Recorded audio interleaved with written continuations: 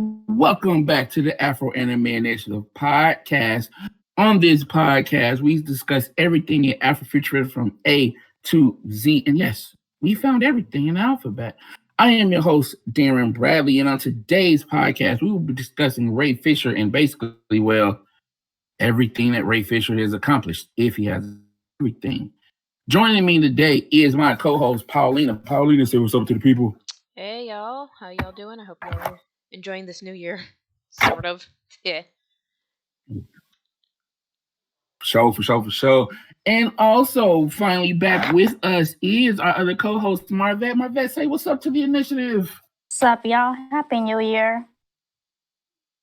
All right, so we're going to just jump right into it with a quick recap of everything and the events that have been going on. We all know that Marvel and DC, since their obsession, hey man, rival companies have been building up and competing with each other. They've competed in books, cartoons, toys, everything. And recently they've been competing hardcore in the movie industry. Well, DC has always had a leg up on there, or should I say, Warner Brothers, because that's Warner Brothers owns DC. They've always had a leg up. They've always just dropped some really cool movies until recently in the last 15 or so years, where Marvel, before even being acquired by Disney, just started putting a dent into that observation about comic book movies by releasing their own slew of their own properties in line with after the success of X-Men and Spider-Man. So that's the quick recap of the industry part. Well, Marvel did something that nobody really saw coming. They created a shared universe, and they did it by just, first of all, making some decent movies and then just throwing some stuff in there to make sure everybody all know the movies are connected. DC has never done that until recently, trying to copy Marvel. And in DC's, shall I say, haste to copy Marvel, they tried to do something that Marvel took about 10 years to do. DC tried to do it in like 5, and they rushed a lot of stuff. And one of the many things they rushed was the Justice League movie. Now, some people say they didn't. Some people say they did. I say they did because you only had Superman, Batman, and Wonder Woman didn't have her own movie yet, but she already did the team up. Cool. Well, they made some mistakes with that Justice League movie. 2 directors, supposedly different writers. We don't know about that yet, but rumors, innuendos. And it compared to what they were trying to do, and definitely compared to what Marvel was doing, Justice League was a bomb for Warner Brothers. So Warner Brothers has been people trying to get their cinematic universe together. And one of the many problems that they've had with their cinematic universe has been, it seems, to keep their actors happy. One of the big actors that have been involved in this has been Ray Fisher. He plays Cyborg in the Justice League movie. And, well, that's about it. He really barely up at anything else. And Ray Fisher has accused Warner Brothers of a lot of stuff. Negligence to Josh, one of the writers, and to Josh Whedon, the second director on Justice League. He has accused him of negligence, misconduct, misrepresentation, and he has put name on to Walter Hamada. We bring this up today's podcast because Walter Hamada this past week just received an extension of his Warner Brothers DC films and television contract to the year 2023, which means he's still in charge. And man, oh man, Ray Fisher had a lot to say. But before we continue with that, I would like you all to remember to follow Afro Anime Initiative on all their social media at Afro_AI on Twitter and right here on YouTube, and Afro Anime Initiative on Facebook and Instagram. Ladies, before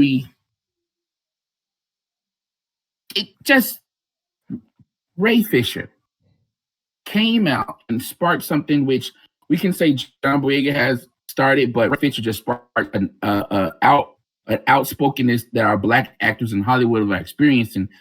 But it seems that Ray Fisher's efforts aren't amounting to anything. If the man responsible, the man that cultivated the culture of this mistreatment of actors of color, or specifically Black actors of colors, in his studios and television division, gets an extension for another 2 to 3 years, can we say that Ray Fisher's has accomplished anything by changing the culture of Hollywood? P, let's start with you. Well, that on the one hand, in part of his stepping forward and speaking out, I know that other black Hollywood actors have been stepping up and saying, like, hey, this is how I've been treated on set of this really popular show or movie I was in. Um, but on the other hand, it's like he just keeps going. And he's not occupying himself with more work, with other work. He's not it's just he's really centered on this. And something is telling me that it feels like more than just what the accusations or what he's saying happened to him happened, that he's not speaking about, that something bigger that he's not addressing happened to him and he's lashing out. That's what it feels like to me. So I feel like he's on a personal rampage with us to an extent. I get that he didn't have a great experience being cyborg or working with these people, but I really think that there's something much deeper going on with him and whatever it is that he's experienced. Um, as for at least kind of leading the way of letting others open up and give their experience, um, I personally want to hear more stories. I want to hear more and more, like in a way for people to really understand, like Hollywood ain't what you think it is. I mean, people are already starting to realize that, but especially with this, especially with all that's going on, with the events of whatever the hell happened at the Capitol, with all the way back to protesting for George Floyd and so many others who were killed unjustly. It's like this awakening that's happening, and this is a part of that. But with him specifically, there's something there that's making him really, really double down on this. So And then let's, Marvette, let me pose this question to you. If there is an awakening that a lot of more people are realizing about the mistreatment of people of color in the Hollywood system, and again, you have John Boyega, you have Leonard Roberts, who did his piece, you have Rachel True, when she came out and talked about her experience on the craft. But then Walter Hamada gets an extension. He cultivates this culture. They fired Josh Wheaton, but then Jeff Johns, a man who was also been accused and pointed out by multiple people as being a part of this culture, he still maintains his job. They just, semi demoted him. Is the awakening happening, or is this just we're only seeing the surface and that maybe there are more things going on behind the scene that we just don't see yet? I'm honestly just seeing the surface because a lot of the actors are tied by NDAs, their contracts. hmm So if one steps up and talk, 1,000 are not going to come up and say back up his story because they're worried about their job, they're worried about their income or their next role. Fisher's over here only pushing this because, again, what other job is he going to get? And when is he going to get it? That's a good point. That's a good point. Um, Yeah, and I think that for me, that's becoming the bigger issue because again, we know that black people get mistreated in this country. I mean, that unfortunately is how it is. And we keep doing the same stuff over and over again and expecting change. So we speak out, cool, but they still hire people that mistreat us. Or we do a boycott, cool, but then 3 minutes later we go back and spend the money with them. It's like, what what actually needs to change other than telling the story that we can get an actual fix of Hollywood? Or let's pose this question: or do we just leave Hollywood? Or do we just leave Hollywood? Why don't we have our own Hollywood? leave Hollywood. Yeah. Period.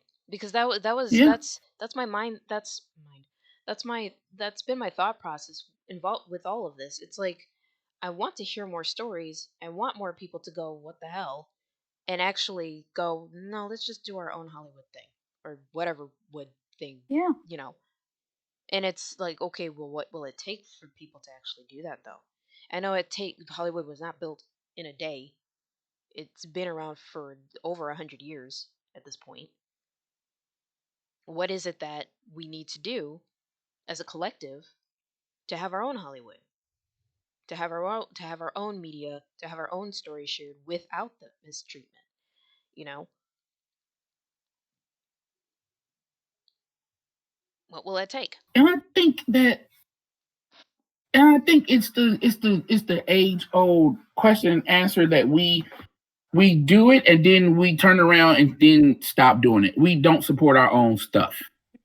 We don't support our own stuff. We don't sit down and pump up our own stuff as much as we pump up somebody else's. Like we've had this conversation several times on this podcast. I hope you guys are listening. Where we talk about, Facebook group or certain black or people of color groups. But then if a black creator wants to show their own stuff, or you want to show a black creator stuff, they're like there are rules against it. I'm like, but wait, hold on, but I show Marvel and stuff all day and stuff that wasn't made by any black person, even though it's a black character that wasn't created by a black person. It's that type of mentality where we don't stick to supporting our own stuff. Like I was just caught a post this afternoon about Black Sin Entertainment. Black Sin Entertainment is doing really well. And there were comments, and I remember comments when I first heard about them, people talking about, but how are we gonna support this and do this?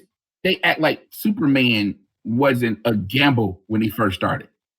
Like they don't know the story of Superman. They just know Superman exists. But when Superman first started, they didn't want to publish him. They didn't want to publish him. People don't understand. You had those same stories about Stan Lee when he worked at Timely before it became Marvel. They didn't want dude was in there just sitting there just making up stuff. Half the stuff they were like, "What are you doing, bro?" They didn't want to make it, but they supported it, and now they become icons. We have to do the same thing with stuff that's owned by black people. We just have to keep supporting. We're not gonna get a black-owned Black Panther like Marvel has, because let's be honest, it also took Marvel like 35, 40 years to get it right, to get $1 billion Black Panther movie. So you're not gonna get that, and even much faster with a black-owned Black Panther type property. And I don't understand why we as a collective don't get that a lot. Like, it's going to take time. We're going to have to keep supporting it. Look, we're going to have to keep owning it. Any thoughts about that? All for having black media, black writers, black studios, black executives. I'm all for it. But again, are we ready to support each other that much? Are we a step? Do we have what it takes? Because we can't even back each other up when someone comes up and say, "Hey, this house injustice here at this studio, or this writer did this to me, or that actor did this to me, or that director did this to me," and there's another black actor on the show with you, or another person of color on the show with you, and they don't back you up. So are we ready for that step? And that I don't know. I don't know, especially on a big scale, because I've stepped back from the big scale stuff. Like I said, the only movies I really go to see is Mission Impossible and Marvel movies. Those are the only movies I go to the theater to see. On a smaller scale, I see it all the time on YouTube, TikTok collaborations, short filmmakers supporting black all the time. And then with the comic book conventions coming up, they are being created to be more specifically towards people of color, even though, that's still an issue there. But even with that, it's still coming together on those smaller scales. But that's how everything starts. And it's becoming weird to me how we can do that on a small scale, but then when it's time to move a little bit closer to whatever that status is, we fall apart. It's like we forget how to be independent all of a sudden. Like we Because forget. it's Hollywood, and it's money involved, and it's my neck or your neck. It's my job or your job. It's those silly little contracts and those key little words that they put in there that makes me pick me over you any day. But which is weird, again, when it comes to working for somebody else and then ownership. So if I work for you, I can get a check. Cool. But if I own it, I cut the check. And if I can cut the check, that means I'm making more money than the person I'm cutting the check to. With those big studios, let my little studio make it out there. How long would I take? Yeah. See, that's like I'm Again, thinking with their mentality. Like, how long would it take for me to put my foot in that door? and that's what I'm saying. Don't put your foot in the door. Go build your own house. See? Go build your own house. And it's not like we don't have blueprint, because again, Hollywood is, like Paulina says, only 100 years old or so. It's brand new. We know how it was made. We can do our own. We can make our Hollywood is own. nothing without black actors and actresses and writers, the There musicians. you go. Nothing. Because it's I one of these days we're going to do a podcast about this, because it seems so weird how you have other cultures and other systems. You got Bollywood, you got K-pop, you have the music Hollywood. industry in South, and Hollywood. They're all based off of black culture. They're all based off of black infrastructure. They're based off of black talent. And yet, when it's time for black people to do their own, it's like we run to them. It's like, wait, why? Just so to bring it back to the reason that this has become our first topic of 2021 is because during the announcement of Walter Amati getting his extension at DC Films and DC Television, rumors came out, reported first by The Wrap, that Ray Fisher sat on for his role as Cyborg in the upcoming Flashpoint movie, and that he was being written out of Justice League. Ray Fisher has since come out and said, none of this has happened. This has been false reporting. I have not stepped down from anything. But again, we have to be careful with this, because there were also reports that everything was cool. You can't sit and report and say everything's cool, we've cleared up our differences, we're working on projects, when the person who supposedly created the environment that you called out by name just basically got, a raise. The man just got, I get to keep my job for extra years, ain't gonna give me extra cash. Cool. Yeah. So I sound a little flustered on this podcast today, ladies and gentlemen, and I apologize for it, because I kind of am. Because I'm perfectly cool with our people standing up for themselves and calling out the BS that we have to go through. But the problem is, does it have a purpose, or are you just complaining? Because just complaining doesn't accomplish anything. Because once again, out of 4 people that Ray Fisher has directly called out by name, only one of them has lost their job, and that person will get another job. And again, I used to be a fan of Josh Whedon. I still like Buffy. And that's it. Just one person, the writer. And unfortunately, as a former writer, so they only got rid of the one person that know, yeah, okay, bye. He fired. He stepped down. Technically, they said step down. No, they fired him because Josh Whedon was on like 3 other things for them, and all that stuff is out. All that stuff is gone. But see, again, they're using words like step down instead of fired. Yeah. So well, they got to save face. 1, 2, probably. Well, yeah. Wording, contracts, blah blah blah. It's clauses, all that crap. So. Yeah. So it's becoming more of a, like I said, we want to hear more stories. Of course, everybody's experience is valid, and of course, we need evidence. So yes, tell their stories. But anybody's telling the stories accomplishing anything, or what? Are you going to take action after the story? Are you going to file some lawsuits? Are you going to not work for that studio no more? Are you going to go start your own studio? Are you going to produce your own stuff? Are you going to go buy a camera and make your own film? Because again, like I said, you got the YouTubers out here making movies, and yet some of them still say they go to Hollywood. I'm like, why? You can live. You're making your own Hollywood now.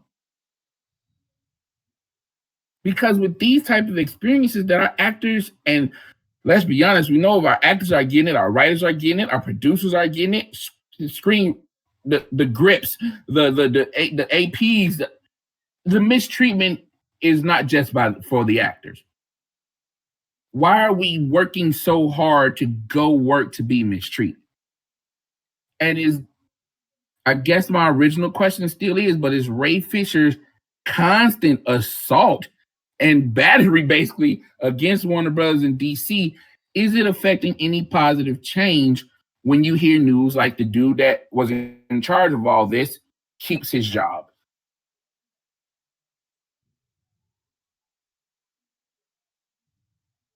To me, I feel like him speaking out is a change, but right now he's ranting and complaining. That's how it seems to the public. He just going off and off and off and off and off. I get it, NDAs, you can't say everything, but didn't they just conclude their investigation? Didn't they just close everything off? Yeah. Josh Whedon, Jeff Jones, and I always forget the third person. They were found culpable. The producer, I don't even know if he was producing anything coming up anyway. So he was cool. They got Josh Whedon and Jeff Jones promoted basically to go do television for HBO Max. But right now, HBO Max is getting all the money from Warner Media and stuff anyway. So it's not that big of a demotion. He's still gonna get his name on everything. They still gonna cut the check. He still get to control stuff. So what did Fisher gain out of all this? That's the heart of it all. Yeah. What are we gaining from all of this? We're creating negative publicity for these companies. It's not going to stop a single geek from going to watch these movies and spending their money. No. It's not. What are we gaining from this? What John Boyega did, what, 2 interviews, maybe 3? He said nothing else about Star Wars. That was it. Rachel True came out and talked about her experience on the craft. She did a follow-up interview. That was it. She went back to try to get work. We haven't heard any more follow-ups about Leonard Roberts, but we knew Leonard Roberts was trying to get work the whole time after his experience on Heroes. And don't forget Nicole Bahar. But nobody said, you know what? Yeah, exactly. So, but what are they accomplishing? They're still, you're complaining about how bad you were treated on a job, but you're technically still begging for another job. Not John Boyega, but the scenario of it. But why? Why aren't you taking this effort, calling out the BS, and then like, okay, now I'm gonna go over here and help my people so they ain't gotta experience this no more? Why are we not enforcing that infrastructure? Why are we not supporting that infrastructure as a people?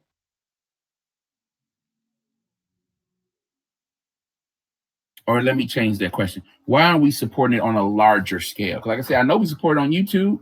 I know we support it on Instagram. The movies be popping. Them suckers get 60 million views, thousands of views. We support on a small scale. Why can't we move it to a bigger one? Why can't we support those bigger Hollywood films no matter what people say? Perfect example, the Nat Turner movie. The Nat Turner movie. That man got accused of something from 10 years ago that he was already acquitted on, and the family didn't want nothing to do about it. Somebody just came out and dissed it, but we didn't show up. We didn't show up.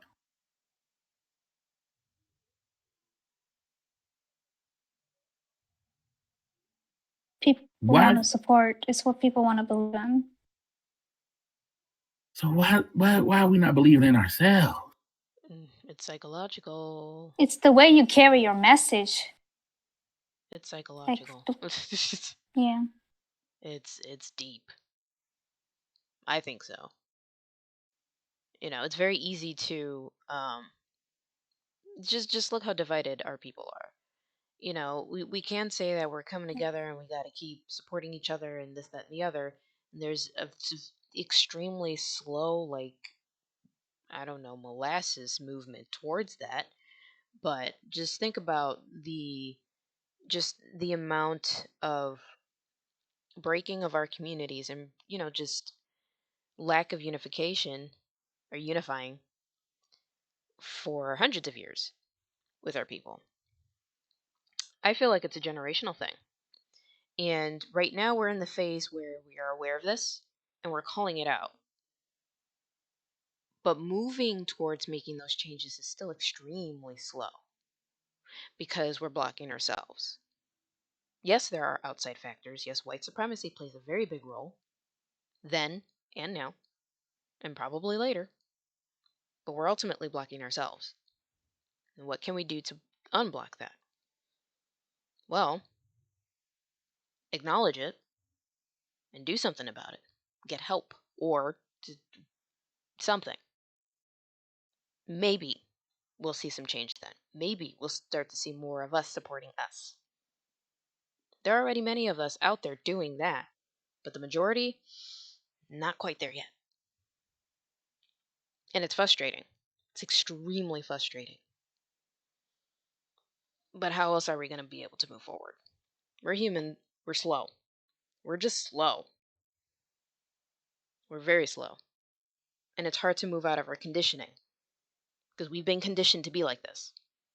Not all of us, but a good chunk, a good population. So we're acknowledging it, or starting to. And I think, that's the part that's frustrating me the most. So Ray Fisher acknowledging all the mistreatment and everything that's happening, and that's it. That's all he's doing is acknowledging. Mm-hmm. He's not using this to create a cultural change at Warner Brothers DC. He's not using this to even not even get him another job. If he was even doing it for that, I'd be like, okay, I see what you're doing. Mm-hmm. I see what you're doing. You politicking to get another job. He's not even doing that. He's literally just acknowledging it. And you, like you said, he might even be holding stuff back. But if it's so bad, what are you holding back? Because what you're doing now is not working because you got mistreated poorly and you're standing up for it. But even if you're just standing up for yourself, cool, then that means you're also standing up for the person that's coming behind you. But it doesn't like you're doing that either. Because the culture at Warner Brothers DC doesn't seem to have changed at all from anything you've done. And it's not saying that you haven't done anything, but you're doing it in such a way is helping nothing. Because if after the investigation, Hamada steps down, or even everybody except for Hamada is gone, there's something there. That means that there was a concern with what you're doing. And right now, this is like, it sounds, and I hate to say this because, again, I support Ray Fisher. It just sounds like whining now. It just sounds like self-sabotage. It is. Actually. Yeah, that too. But do you think that going forward, I feel like it should be in the contract where they sign? It should be something about injustice in there. And if they put an amount next to it, I bet you none of them are going to act stupid on set. We need to go into that. Why be human and be good and kind to others? Like, what the hell? And I can even understand that point of view. But the fact is, even we put it in the contract and something happens, all out and put power behind it. Not, go on social media or try to gain sympathy, but be like, nah. We finna put in some work. You for this money to get to this, give me this money for this. Like, actually put a hurting the people that hurt us. Because to bring back to John Boyega, when he talked about Star Wars and he said how he was mistreated, how people of color were pushed back for, two main white characters, so on and so forth.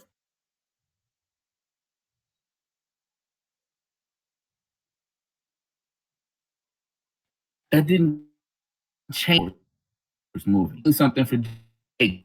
And what it did was also put a warning. He said as a warning to anybody that wants to be as a person of color.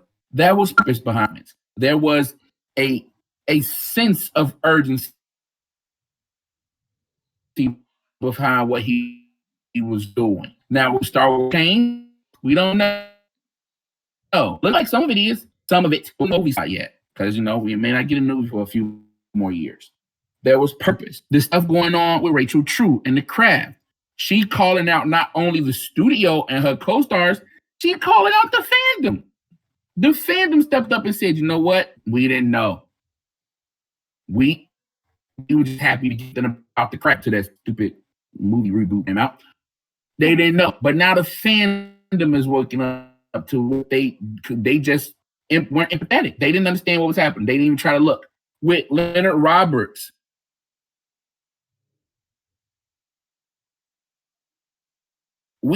this may not have been the set for us, but everybody's looked and people could act. I don't see none of that with Ray Fisher. Not even a little of that. It's Black Hollywood because we have it. We have small pockets of it. We have producers. We have everything.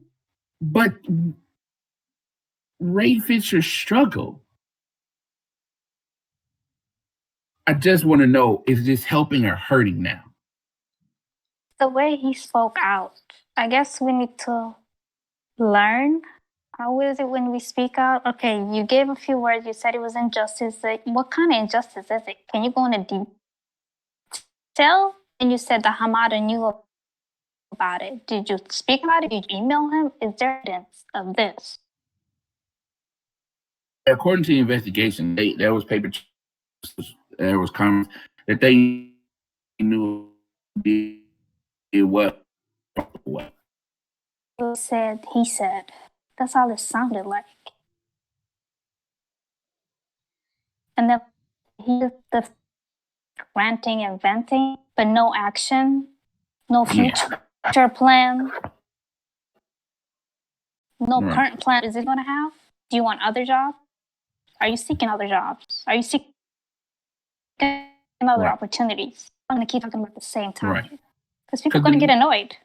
I think people already are. Look, I already am, and it's the same story because it's literally this almost the same day when Hamada's news came out.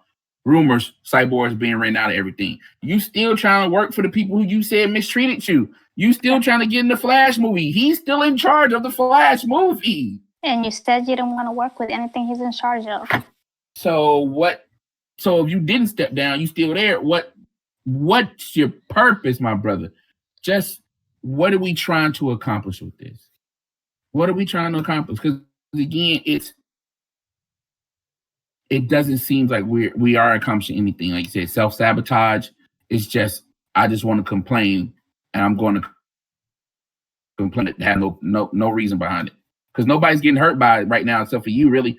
Because unfortunately, Josh Whedon will get another job. He will. Josh Whedon will get another job. He will take his name off of, but he will write it. He will probably still get a check. What are you doing, Ray? What are you doing to secure your future, your family's well-being? Because you can do that and still fight for what's right, but you're not.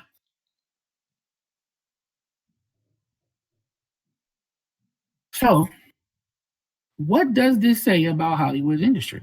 We've had this slew, and I like using that word, slew of Black actors coming out and speaking their truth and letting people know how it is, and yet we don't seem to be getting any changes. What do you think will be the breaking point? Like that, yeah, Marv, what do you think will be the actual breaking point that will make Hollywood change something for the Black community that it has? Thing is this, every actor and actress and even writer that speaks about Hollywood but runs back to them again. You just pissed off the public. Why you even talk? Why'd you even bring up the subject up if you're not going to do any change for yourself? You might think, like, I'm all for you speaking up. I'm all for you pointing out what the issue is. But if you're going to go back to this and share the same food and spend the same money with the same people that caused you that issue to begin with, you're just pissing me off. Because you unloaded all your issues and all your problems on my face. And then you just went back to them like nothing happened. So me as a public, what am I supposed to think? How am I supposed to deal? Am I going to watch your show? I'm going to support you. Am I supporting them? Do I supposed to take a stand if you didn't even take your own stand for yourself? So how am I supposed to act toward these people? Good point. Very good point. Pauline, I asked you the same question. What do you think will be the breaking point for Hollywood to start treating this Black community? Honestly, I don't know anymore. I really don't. I don't think there will be a breaking point. I just don't. Because they can, Hollywood can be called out as many times as they want to, as many times as possible. You know, to an extent, they can do their performative activism, hire more, actors and actresses and writers of color, black um, writers and actors and actresses. But at the end of the day, they're still going to do the same crap because it's a whole chain of command thing. It's more than just one person doing all of this crap. It's a system. It's a literal system. And going and harking back to what we were saying earlier, we have to do our own. Like at this point, just Hollywood is never going to change. It's not. It's just not. We have to do our own. We have to stay away from it. And honestly, I don't have any other solutions to think of at the moment because who who, who keeps supporting Hollywood? Who are the ones that keep supporting Hollywood even after We all these do. stories, even after all these stories keep Yeah. coming out? Who keeps supporting it? Still. I mean, it could be one person at a time finally being fed up, turning away, and just looking at the independent stuff from our own content creators. We have to create our own. We have to create our own. We have to create our own. Literally, that's it. And hold on to it and fight for it, defend it. And I think another problem is this: just the stamina. Is it there? Can we build it up? How do you build it up? How do you maintain it? It's a lot of work. But the blueprint is right there. But is it a good blueprint? That's the thing. Yeah. Look at the foundation of That's a this good country question itself. too. That's where Hollywood got it from. So how are we supposed to continue on with a blueprint of just degradation? Sorry. How are we going to continue with that? Hollywood is not going to stop doing this. It's just not. Because it's like a hydra. Cut off one head and three others pop up. It's going to keep going. It sounds cynical, but honestly, I'm at a point where it's like, honestly, just fuck Hollywood. Seriously, fuck Hollywood. I barely watch anything anymore. Barely.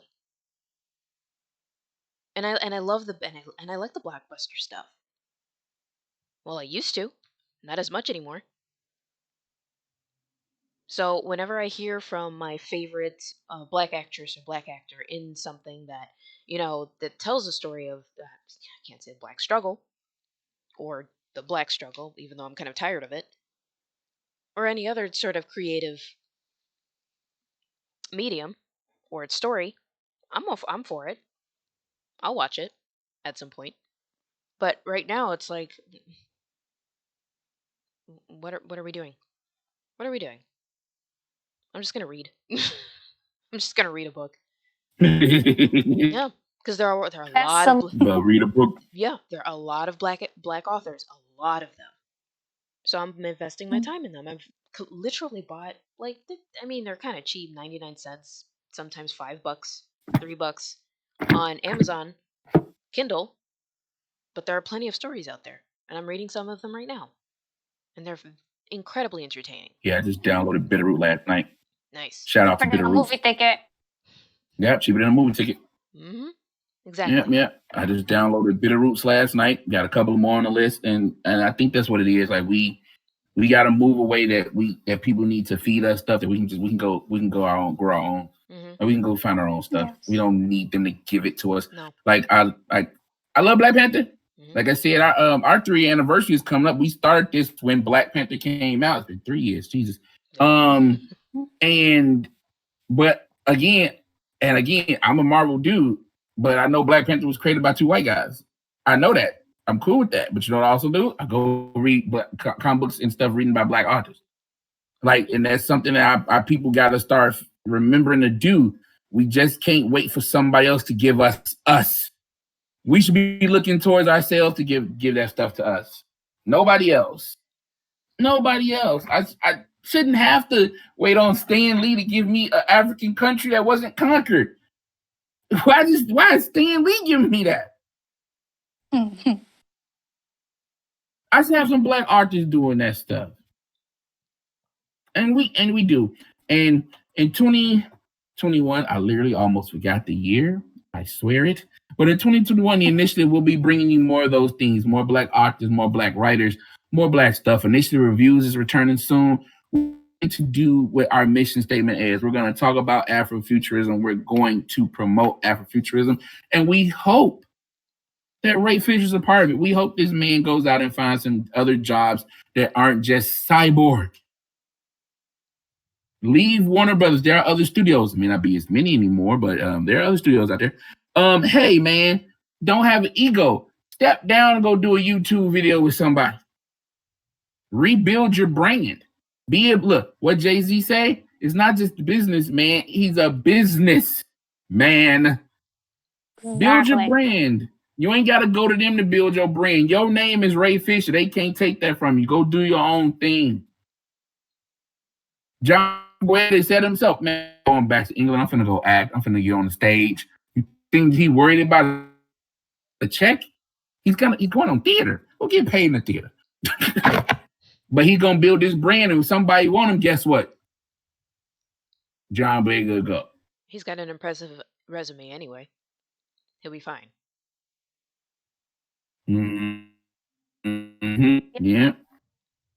Like, go your resume. Maybe do something for free, but hey, you might get that bigger check later. Shaq just was a very great video about After Flex talking about that. Talking about how he used to get robbed when he used to work clubs. They used to give him the worst hours, but he did his over. So when it was time for him to get paid, they do nothing to him. You got to make them sacrifice sometimes, but begging people who mistreat us to treat us better. That's a very abusive relationship that we got to break away from. We got to break away from that. Hollywood, politics, all of it. And like you said, the first step is acknowledging, but after acknowledging, you got to take some actual positive action. Have a plan in mind. And if you don't have a plan, go hook up with people who do have one. Build off of your experience. Build with our brothers and sisters. But you standing out here on the ledge, it feels like, Ray, and your friends can hashtag and Gail Godot and them can say we stand with you and all the other stuff. They got jobs. They got more movies coming out. They work for other people more than just Warner Brothers. Ray Fisher, we need you to do the same thing.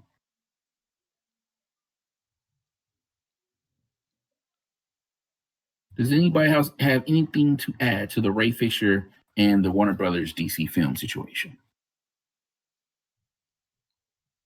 Nope. That's all I said. All right. Okay. Right, Mervette? We just need to do better for ourselves, for our contracts. You can't read it. Hire somebody who can read it. Yeah, that too. We got black lawyers. Hire them. But shout out to. Yeah.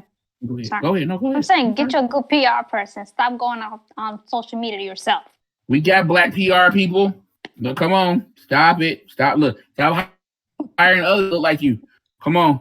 Everybody else do it. Nobody complains. Why is it such a weird thing for black people to do it? But before we go, shout out to Grace Randolph and CBR.com, where we sourced a lot of our information for this short podcast. But I thought this was something really important to start off the year because it's like a lot of people talk and a lot of people don't do. And then they get mad when stuff doesn't change. Well, you got to be that change and stop just talking and actually do something. Okay? So yeah, we like to end this show. This is your first episode. We like to end this show by going around the table. We're not sitting at the table, but go around the table and ask if there's anything else in the realm of Afrofuturism and geekdom that we've seen that wasn't a part of the show notes. Pauline, we'll start with you. Got anything else to add to? Okay, so in geekdom, and I just saw this like today. Today is that there is the Shueisha. It's a Japanese company that is striking down fan accounts for copyright because Japan just recently updated their copyright policies, and so because of that, a lot of like fan accounts are being struck down for fan art, even though technically it shouldn't count, as well as screen caps of like My Hero Academia, One Piece, Dragon Ball Z, like that company, and it's a big problem because Hmm. even the official artist for unofficial artist for Dragon Ball, their account was struck down too for having Whoa. their own work on their own account. So apparently there's a bot. Whoa. Yes, there's a bot going around just shutting everything down in relation to these shows. And it's a big problem because on my personal account I follow quite a few artists who do fan art of these shows, and they're like, "Ooh, I'm going to go on private because here's what's going on." So it's a big problem. And so even the one of the artists literally, like, I have his Twitter open in front of me, saying my Twitter account was locked once I went back because I checked the copyright policy. I don't know when it will be erased. If it is erased, it will not be revived. Bye bye, Mina. Yeah, this is a Huh? very big problem. So I don't know what they're Wow. doing to resolve this. I don't know how long I don't know what they're doing. I think this has been going on since yesterday, but I think it started inside Japan and now it's hitting, Western accounts, and just it's just going worldwide. And Yeah, it's because I know nuts. Capcom.